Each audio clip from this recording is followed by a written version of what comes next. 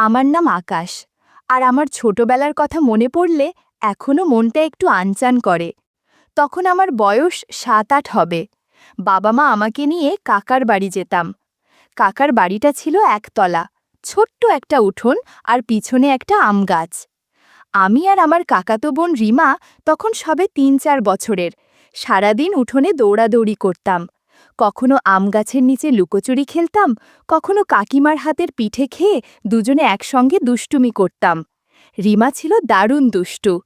কাকিমা আমাদের দুষ্টুমি হাসি মুখে দেখতেন। মাঝে মাঝে বলতেন, আকাশ, রিমাকে এত আদর করিস না, মাথায় উঠে যাবে। কাকাও হাসতেন, তবে তিনি বেশিরভাগ সময় ব্যস্ত থাকতেন তার ছোট্ট দোকান নিয়ে। আমার ছোটবেলার সেই হাসি খুশির দিনগুলো যেন একটা স্বপ্নের মতো ছিল। কিন্তু সেই স্বপ্ন ভেঙে গেল যখন আমার বয়স ১৩ বছর। সেদিনটা এখনও আমার মনে ঝকঝকে স্পষ্ট। বর্ষার একটা দুপুর, আকাশ ছিল ঘন কালো মেঘে ঢাকা। বাবা মা কলকাতা থেকে হালিশহরে কাকার বাড়িতে আসছিলেন আমাকে নিয়ে যাওয়ার জন্য। আমি তখন আমাদের পুরনো বাড়িতে একটা প্রতিবেশীর কাছে ছিলাম। বাবা একটা সেকেন্ড হ্যান্ড মারুতি গাড়ি কিনেছিলেন কিছুদিন আগে, আর সেই গাড়িতেই তারা আসছিলেন। কিন্তু পথে বৃষ্টির জন্য রাস্তা পিচ্ছিল হয়ে গিয়েছিল। শুনেছিলাম বাবা গাড়ি চালাচ্ছিলেন আর মা পাশে বসে গান শুনছিলেন। হঠাৎ একটা ট্রাক তাদের গাড়ির সামনে এসে পড়ে। বাবা ব্রেক করার চেষ্টা করেছিলেন, কিন্তু পিচ্ছিল রাস্তায় গাড়িটা নিয়ন্ত্রণ হারিয়ে ফেলে। ট্রাকের সঙ্গে ধাক্কা লাগতেই গাড়িটা দুমড়ে মুচড়ে যায়। পুলিশ পরে বলেছিল দুর্ঘটনাটা এত ভয়ানক ছিল যে বাবা মা দুজনেই ঘটনাস্থলেই মারা যান। আমাকে যখন খবরটা দেওয়া হলো, আমি যেন পাথর হয়ে গিয়েছিলাম। আমার মাথায় কিছুই ঢুকছিল না। আমার সেই ছোট্ট দুনিয়াটা যেন এক মুহূর্তে ভেঙে চুরমার হয়ে গেল। আমার বুকের মধ্যে যেন একটা শূন্যতা তৈরি হয়েছিল। প্রতিবেশী আন্টি আমাকে জড়িয়ে ধরে কাঁদছিলেন, কিন্তু আমার চোখ দিয়ে এক ফোঁটা জলও বেরোলো না। আমি শুধু চুপ করে বসেছিলাম। মনে হচ্ছিল আমি একটা স্বপ্ন দেখছি, যেখান থেকে জেগে উঠলেই আবার বাবা মাকে দেখতে পাবো। কিন্তু সেই স্বপ্ন আর ভাঙল না।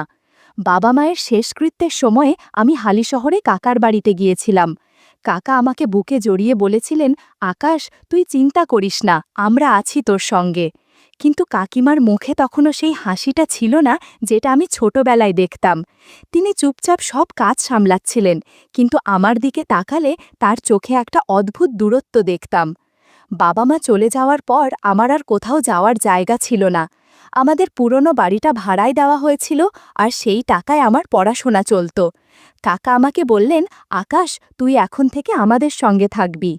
আমি তখন ১৩ বছরের কিশোর, মনের মধ্যে দুঃখ আর অভিমান নিয়ে হালিশহরে কাকার বাড়িতে চলে আসি। কাকার বাড়িটা ছিল সেই একতলা বাড়ি, তবে এখন আর আগের মতো উঠোনে আম গাছের ছায়ায় খেলার দিন ছিল না। বাড়িটা একটু জরাজীর্ণ হয়ে গিয়েছিল, দেয়ালে স্যাঁতস্যাঁতে দাগ, আর কাকার দোকানের ব্যবসাও তেমন ভালো চলছিল না। প্রথম কয়েক মাস কাকা আমার সঙ্গে খুব যত্ন নিয়ে কথা বলতেন। তিনি আমাকে কলেজে ভর্তি করে দিলেন, আমার জন্য বইপত্র কিনে দিতেন। কিন্তু কাকিমার ব্যবহার আমাকে ক্রমশ অস্বস্তিতে ফেলত। তিনি আমাকে দেখলেই যেন মুখ গোমড়া করে ফেলতেন। আমি যখন ঘরে ঢুকতাম, তিনি চুপ করে যেতেন বা অন্য কাজে ব্যস্ত হয়ে পড়তেন। একদিন রাতে খেতে বসে আমি বললাম, কাকিমা, আজ মাংস রান্না করেছ তো? তিনি আমার দিকে তাকিয়ে একটু থেমে বললেন, আকাশ, এখন তো তুই বড় হচ্ছিস, আমাদেরও তো সংসার চালাতে হয়, প্রতিদিন মাংস খাওয়া যায় নাকি? তার গলার স্বরে একটা তীক্ষ্ণতা ছিল, যেন আমি কোনো অপরাধ করে ফেলেছি। আমার বুকের মধ্যে যেন কেউ ছুরি চালিয়ে দিল। আমি চুপ করে মাথা নিচু করে ডাল ভাত খেয়ে উঠে গেলাম। আমি বুঝতে পেরেছিলাম আমি এই বাড়িতে অতিথি, কোনো স্থায়ী জায়গা আমার এখানে নেই। রিমার সঙ্গে আমার সম্পর্কও ধীরে ধীরে বদলে গেল। ছোটবেলায় যে রিমা আমার পিছু পিছু ঘুরত, আমার শার্ট ধরে টানত, সে এখন একটু বড় হয়েছে। তখন তার বয়স ৯-১০ বছর হবে। সে আর আগের মতো আমার সঙ্গে দুষ্টুমি করত না। আমি যখন তাকে কিছু বলতে যেতাম, সে লাজুক হাসি দিয়ে চুপ করে থাকত। একবার আমি তাকে বললাম, রিমা, চল উঠোনে গিয়ে লুকোচুরি খেলি। সে শুধু মাথা নেড়ে বলল, না আকাশদা, আমার পড়া আছে। তার চোখে একটা দূরত্ব ছিল, যেন সে আমাকে এড়িয়ে চলছে। আমি বুঝতে পারিনি এটা তার লজ্জা না কাকিমার প্রভাব। কাকিমা মাঝে মাঝে রিমাকে বলতেন, তুই আকাশের সঙ্গে বেশি মিশিস না, ও এখন বড় হয়েছে। এই কথাগুলো আমার কানে এসে পৌঁছাতো আর আমার মনে হতো আমি এই বাড়িতে একা হয়ে যাচ্ছি। রিমার এই দূরে সরে যাওয়া আমাকে আরও একা করে দিল। একদিন আমি ঠিক করলাম আমি আর এখানে থাকব না। আমার পড়াশোনার জন্য বাবা মায়ের বাড়ির ভাড়ার টাকা আসতো, আর আমি একটা ছোট্ট চাকরির জন্য আবেদন করেছিলাম। কলেজ শেষ হওয়ার পর আমি কলকাতায় চলে আসার সিদ্ধান্ত নিলাম। কাকাকে বললাম, কাকা, আমি এখন নিজের পায়ে দাঁড়াতে চাই। কাকা একটু দুঃখ পেলেন, কিন্তু বললেন, ঠিক আছে আকাশ, তুই যা ভালো বুঝিস। কাকিমা কিছু বললেন না, শুধু মাথা নাড়লেন। আমি বুঝলাম তিনি হয়তো খুশিই হয়েছেন যে আমি চলে যাচ্ছি। রিমা আমার দিকে তাকিয়েছিল, তার চোখে একটা কথা ছিল, কিন্তু সে মুখে কিছু বলল না। আমি আমার ব্যাগ গুছিয়ে অজানার উদ্দেশ্যে রওনা দিলাম, আর পিছনে ফেলে এলাম সেই বাড়ি যেখানে আমার ছোটবেলার স্মৃতি ছিল। শহরে পা রাখার প্রথম দিনগুলো ছিল যেন একটা দুঃস্বপ্ন। আমার কাছে থাকার জায়গা ছিল না। প্রথম রাতটা আমি শহরের একটা বাসস্ট্যান্ডের বেঞ্চে কাটিয়েছিলাম। রাতের ঠান্ডা বাতাস আমার শরীরে কাঁপুনি ধরিয়ে দিচ্ছিল, আর পাশ দিয়ে বাসের হর্ন আর মানুষের হাত ডাক আমার মাথায় হাতুড়ি পিটছিল। আমার পকেটে কিছু টাকা ছিল, তাই দিনের বেলা একটা পুরনো পানবিড়ির দোকানে গিয়ে চা আর দুটো পাউরুটি খেয়ে পেট ভরালাম। কিন্তু রাত হলেই আমার বুকের মধ্যে ভয় ঢুকে যেত।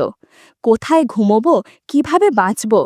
আমার মাথায় বাবা মায়ের সেই দুর্ঘটনার দৃশ্য ভেসে উঠত, আর আমি নিজেকে বোঝাতাম, আকাশ, তুই একা নোস, তুই পারবি। কয়েকদিন পর আমি শহরের একটা বস্তিতে আশ্রয় পেলাম।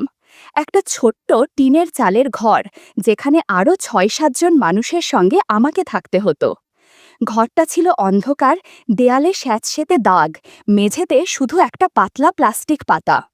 গরমে ঘরের ভিতরটা যেন উনুন, আর বর্ষায় টিনের চাল দিয়ে টপ টপ করে জল পড়ত। ঘরের এক কোণে একটা ভাঙা ল্যাট্রিন, যেখানে গিয়ে মুখে কাপড় চাপা দিয়ে কোনো মতে প্রয়োজন মেটাতে হতো। বস্তির গন্ধটা ছিল অসহ্য, নোংরা ড্রেনের দুর্গন্ধ, পচা খাবারের গন্ধ, আর মানুষের ঘাম মেশানো একটা ভ্যাপসা আবহাওয়া। রাতে ঘুমোতে গেলে পাশের লোকের শ্বাসের শব্দ, কারোর গোঙানি আর বাইরে কুকুরের ডাক আমাকে জাগিয়ে রাখত। আমার মনে হতো আমি যেন কোনো জেলখানায় বন্দী। কয়েক মাস পর আমি একটা নির্মাণ সাইটে কাজ পেলাম। সেখানে ইট বহন, সিমেন্ট মেশানো আর ভারী জিনিস তুলতে হতো। সকাল থেকে সন্ধ্যা পর্যন্ত আমার হাতে ইটের ধুলো, কাঁধে ব্যথা আর পিঠে সিমেন্টের বস্তার চাপ। আমার হাতে কড়া পড়ে গিয়েছিল, আঙুলগুলো ফেটে রক্ত জমত। কিন্তু আমি থামিনি। সাইটের অন্য শ্রমিকদের সঙ্গে আমি মিশতে চেষ্টা করতাম। তাদের মধ্যে ছিল রমেশ, একজন মাঝবয়সী শ্রমিক যে সারাদিন কাজের ফাঁকে গান গাইত আর রাতে মদ খেয়ে চিৎকার করত। আরেকজন ছিল শ্যামল, যে তার গ্রামের বউয়ের কথা বলতে বলতে কাঁদত। আমি তাদের সঙ্গে হাসতাম, কিন্তু মনের মধ্যে একটা শূন্যতা ছিল। আমার কেউ ছিল না, কেউ আমার জন্য অপেক্ষা করত না। নির্মাণ সাইটে আমার পরিচয় হলো মিনার সঙ্গে। মিনা ছিল সেখানে খাবার বানানোর কাজের মহিলা। তার শ্যামলা শরীর, ঘামে ভেজা শাড়ি আর তার হাসি আমার মনে একটা অদ্ভুত টান তৈরি করত। তার বয়স ৩০-এর কাছাকাছি। আমার চোখ বারবার সেদিকে চলে যেত। সে মাঝে মাঝে আমার দিকে তাকিয়ে হাসত, বলতো, আকাশ, তুই এত কষ্ট করিস কেন, একটু হাসিস না? তার কথায় আমার মনে একটা উষ্ণতা জাগত, যেন এই শহরে আমার জন্য কেউ একটু মায়া দেখাচ্ছে। আমি তার দিকে তাকালে কেমন একটা টান অনুভব করতাম, কিন্তু আমি নিজেকে সামলাতাম। বস্তির জীবন আমাকে ভিতর থেকে ভেঙে দিচ্ছিল। টিনের চালের ঘরে গরমে আমার শরীর ঘামে ভিজে যেত, আর বর্ষায় ছাদ দিয়ে জল পড়ত। ঘরের এক কোণে ভাঙা ল্যাট্রিন, যেখানে গিয়ে মুখে কাপড় চাপা দিয়ে কোনো মতে ব্যবহার করা যেত। রাতে পাশের রুমমেটদের চেঁচামেচি, কুকুরের ডাক আর নোংরা ড্রেনের গন্ধ আমাকে জাগিয়ে রাখত। শহরের বস্তির সেই টিনের চালের ঘরে আমার জীবন যেন একটা অন্ধকার গুহায় বন্দী হয়ে গিয়েছিল। একদিন রাতে আমার শরীরে জ্বর এলো। শরীর কাঁপছিল, মাথা ঝিমঝিম করছিল, আর আমার বুকের মধ্যে যেন একটা ভারী পাথর চেপে বসেছিল। আমার পকেটে ডাক্তার দেখানোর টাকা ছিল না। বস্তির সেই নোংরা ঘরে, যেখানে দেয়ালার স্যাঁতস্যাঁতে দাগ আর মেঝেতে পাতলা প্লাস্টিক পাতা ছিল, আমি শুধু একটা পুরনো প্যারাসিটামল গিলে কোনো মতে শুয়ে পড়লাম। জ্বরের ঠান্ডায় আমার হাড় কাঁপছিল। আমার মনে হচ্ছিল আমি মরে যাচ্ছি। মিনা সেদিন বিকালে আমাকে দেখতে এসেছিল। নির্মাণ সাইটে তার সঙ্গে আমার বন্ধুত্ব হয়েছিল। তাকে দেখে আমার মনে একটা নিষিদ্ধ টান তৈরি করেছিল। সে আমার ঘরে ঢুকে আমার কপালে হাত দিয়ে বলল, আকাশ, তোর এত জ্বর, কেন আমাকে বলিসনি? তার হাতের স্পর্শ আমার অদ্ভুত লাগছিল। মিনা আমার পাশে বসে আমার মাথায় হাত বুলিয়ে দিচ্ছিল। তার শাড়ি একটু অগোছালো হয়েছিল।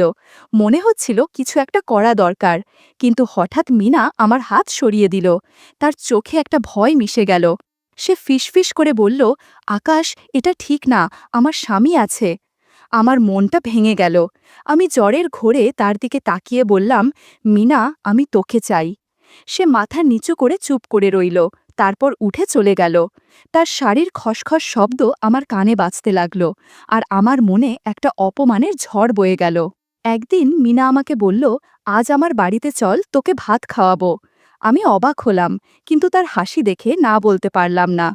মিনার বাড়ি ছিল বস্তিরই একটা ছোট্ট ঘর। ঘরটা ছিল ছোট্ট, ভাঙাচোরা, দেয়ালে স্যাঁতস্যাঁতে দাগ, মেঝেতে একটা পুরনো প্লাস্টিক পাতা। ঘরের মধ্যে ঘাম, রান্নার গন্ধ আর বাইরের নোংরা ড্রেনের দুর্গন্ধ মিশে একটা ভ্যাপসা আবহাওয়া তৈরি হয়েছিল। মিনা আমাকে একটা ভাঙা চেয়ারে বসিয়ে নিজের হাতে ভাত, ডাল আর একটু মাছের ঝোল বানিয়েছিল। ঘরে প্রচণ্ড গরম থাকায় মিনা অনেক ঘেমেছিল, যার ফলে অনেক অদেখা জিনিস দেখা যাচ্ছিল। আমার চোখ বারবার সেদিকে চলে যাচ্ছিল। আমি মনে মনে অনেক কিছু ভাবছিলাম। মিনার সাথে গল্প করতে করতে করতে বুঝতে পারলাম তার স্বামী নেশা করে বেড়ায়, কোনো রোজগার করে না। এদিকে মিনার টাকায় ঘুরে বেড়ায়, যে কারণে মিনা অনেক একাকিত্ব বোধ করছিল। নিজের মনের সুখ কারো কাছে পাচ্ছে। সুযোগ বুঝে আমি মিনাকে বললাম, আমি তোর সাথে আছি, তোর যা রাখবে আমি তোকে দিব। ধীরে ধীরে আমাদের মাঝে দূরত্ব কমতে থাকে। বস্তি ঘরের মধ্যে অনেক কিছু ঘটতে থাকে আমাদের মাঝে। সারা রাত ওর সাথে সময় কাটিয়ে বাড়ি ফিরে যাই।